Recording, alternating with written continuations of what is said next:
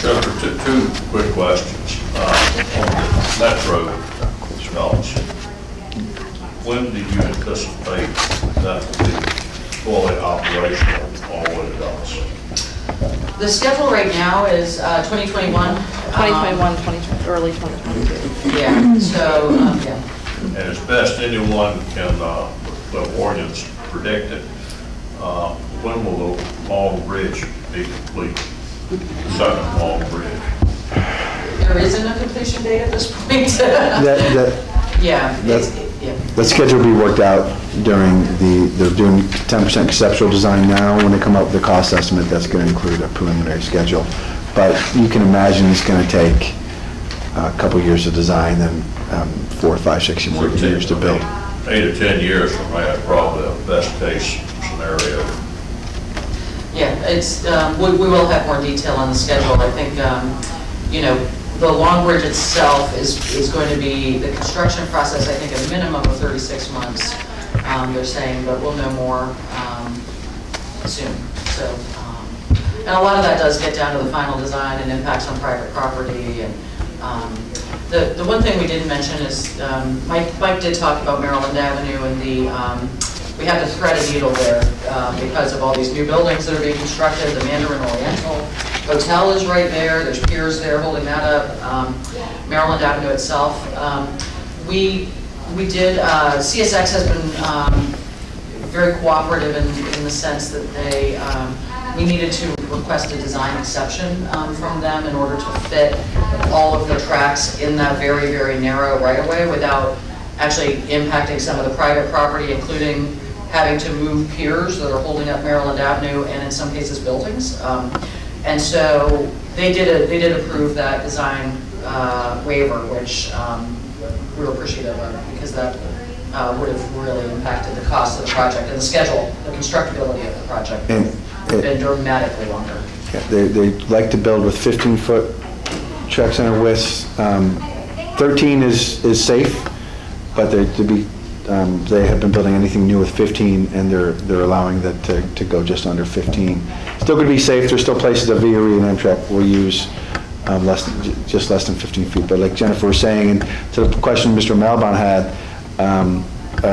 and to the answer, the last couple months they've shown a willingness to work with us and try to move these projects forward. Well, it must be perceived in their best interest to have a second bridge because the bridge that's there now has been around a long time.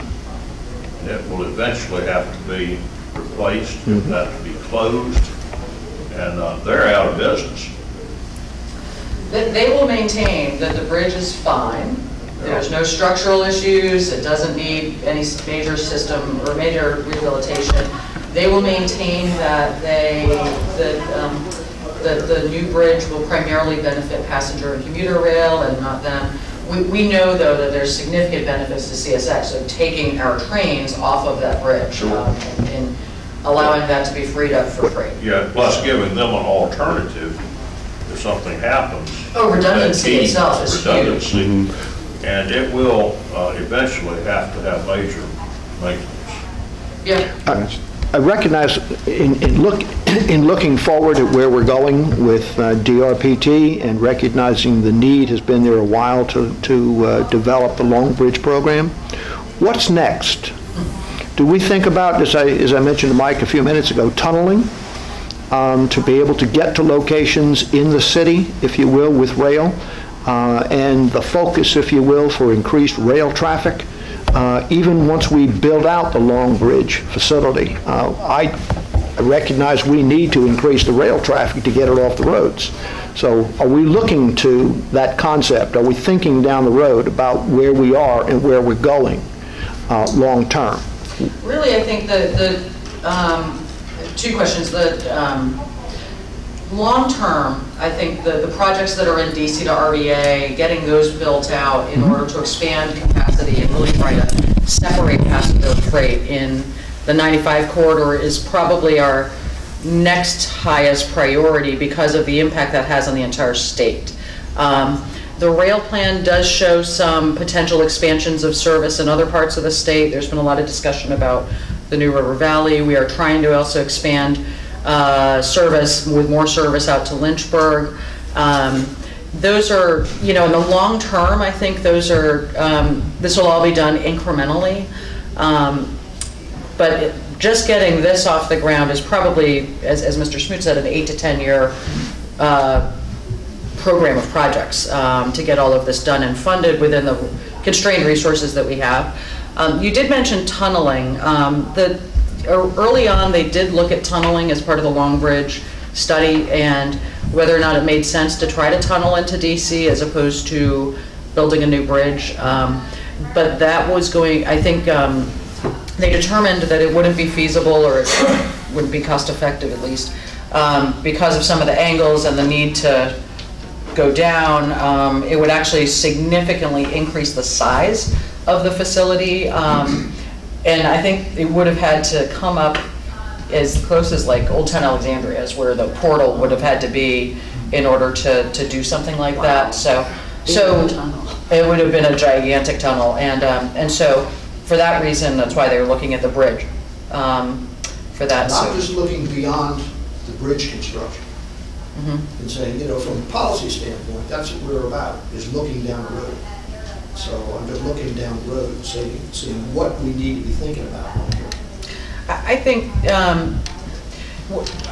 really long term, what would be extremely beneficial throughout the state is wherever we can to try to separate passenger and freight as much as we can. That gives us the ability to grow passenger and commuter rail service, particularly in that 95 corridor between Spotsylvania, where we've got VRE as well, and also the Manassas line service that goes out to Charlottesville, Culpeper, Lynchburg, Roanoke. The more I think that in the congested parts of the state where we can try to separate passenger and freight, and that means building capacity so we can do that, would provide huge benefits for us to be able to, as long as our traffic is always going to be intermingled with CSX and Norfolk Southern, it's going to be very difficult for us to grow capacity as much as we would like. So I think that's in a big picture where we've been looking, and some of that's in our rail plan as well, to try to, why we're focused on some of these corridors. Thank you. I don't know if you have anything, anything to add to that, or, yeah.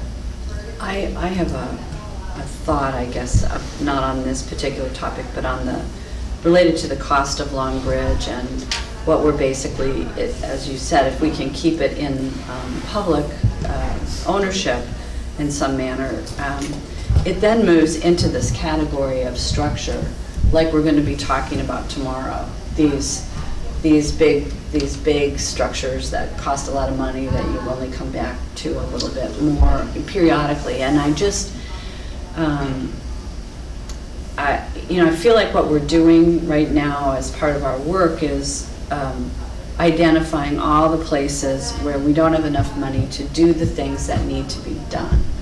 And this bridge is a huge need to be done without a clear funding source at all. Nova can't pay for it, nor should Nova pay for it, and yet it's going to be there. So I'm just wondering sort of how we make sure as we pile up our needs that we don't lose sight of this. I mean, I would put dealing with the Roslyn Tunnel, which is something we haven't talked about because there isn't a project, but the Roslyn Tunnel, for those of you who don't know it, is, where the blue and yellow lines meet the orange and silver lines in Roslyn. The tunnel was designed to allow 26 trains an hour to go through, but in reality, 26 trains an hour can't go through. It's more like 24 or 23. So we have this bottleneck that happens, and it's all about Virginia people needing to go into the city. And when I was on the Metro board, we looked at different choices. No choice has been made, no engineering's been done, but it constrains the role of Metro in moving people on our side of the river pretty significantly not to have a solution there. So those are two things that we know are going to cost $1 bazillion, to use the really technical term,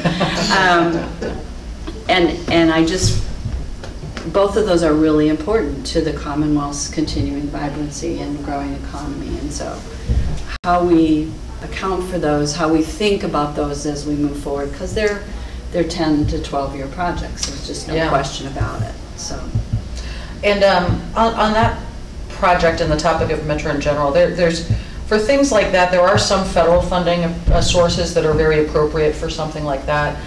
They would probably provide no more than 30 to 50% of the project cost.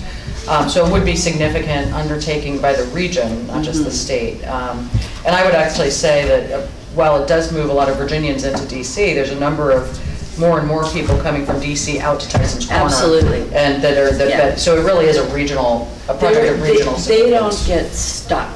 Yeah. They don't get stuck when they're coming that direction. Once those trains are running out, they're running out. It's the going in, it's the merger of the lines. The issue with Metro, as you well know, is we've just created this funding source in the legislation last year, which creates another $500 million per year just for state of good repair to try to get through this backlog, which will take at least 10 to 15 years to try to get through.